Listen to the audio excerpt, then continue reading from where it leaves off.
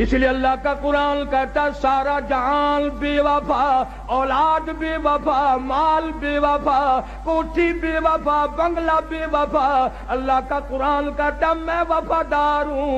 ओ अल्लाह वाले, अगर तू रात को सोते वक्त आयतल कुर्सी कहती है 3 मरतबा पढ़कर अपने दरवाजे पे फूंक दिया करे। आयतल कुर्सी कहती है मालिक के कायनात की कसम, सारी रात तू सोया कर, तेरे घर की हिफाजत करना मेरी जिम्मेदारी।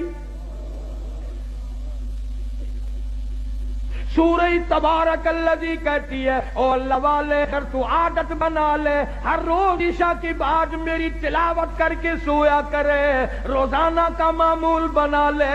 मालिक के कायनात की कसम, मरने के बाद तुझे सब छोड़ के चले जाएंगे, मैं अल्लाह का कुरान कब्र में तेरे पास रहूंगा।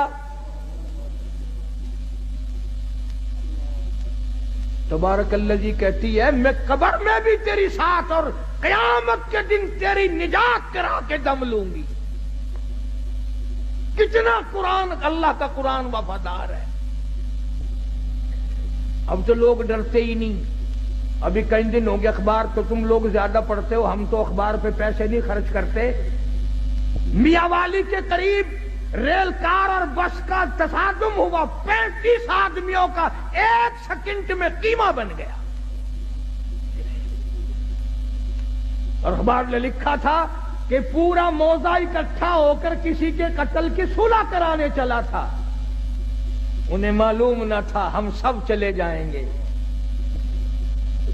रोजमर्रा लोग धड़ाधड़ एक्सीडेंटों में, बीमारियों में, परेशानियों में खड़े दम निकल रहा है, बैठे बैठे दम निकल रहा है। इसलिए खुदा कहता है कुलिल्लाहु युहयीकुम सुम्मा युमीतुकुम सुम्मा यजमउकुम इला यौमिल क़ियामति ला रैब फीही।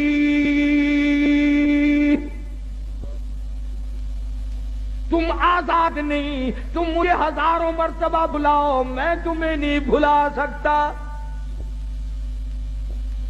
कैसे भुलाऊं? तो अल्लाह का कुरान बड़ा वफादार है।